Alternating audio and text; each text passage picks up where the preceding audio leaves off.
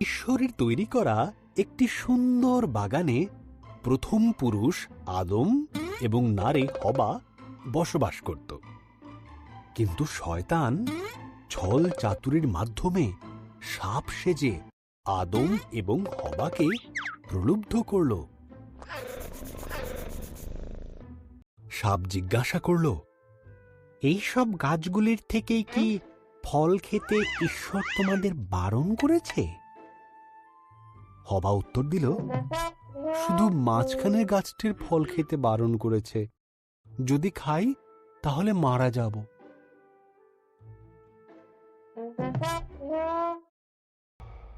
তুমি মারা যাবে না। ঈশ্বরের ওই গাছ থেকে ফল খেতে না দেওয়ার পেছনে বিশেষ কারণ আছে। যদি তুমি খাও তবে তাঁর মতন হয়ে যাবে। তিনি যা জানেন তা তুমিও সব জানতে পারবে। হবা ফলটি খেল। সে তার সঙ্গে আদমকে কিছুটা ফল খেতে দিল। তারা পাতার বস্ত্র তৈরি করে নিজেদের লজ্জা ঢাকল। তারা আগে কোনোদিন ভয় বা লজ্জা পায়নি। তাই তারা বুঝল কিছু একটা ভুল হয়েছে।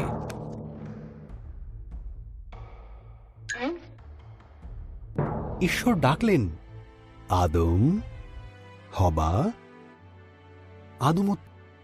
আদম উত্তর দিল, আমরা লুকিয়ে আছি, আমরা উলঙ্গ। ঈশ্বর দীর্ঘশ্বাস ফেলে বললেন, তোমরা ওই গাছের থেকে ফল খেয়েছ, তাই তোমরা জানো। তখন আদম হবাকে দোষ দিল, আর হবা সাপকে দোষ দিল।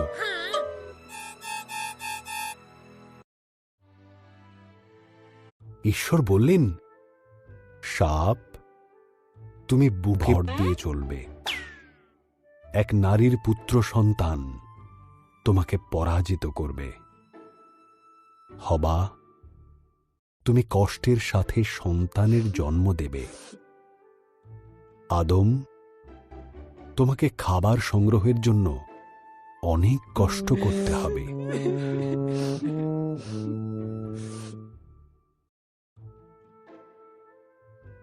এরপর ঈশ্বর আদম এবং হবার জন্য পোশাক তৈরি করে তাদের পরালেন আর বাগান থেকে বের করে দিলেন। ঈশ্বর এক স্বর্গদূতকে জ্বলন্ত তলোয়ার হাতে দিয়ে সেখানে রাখলেন, যাতে তারা আর ফিরে আসতে না পারে।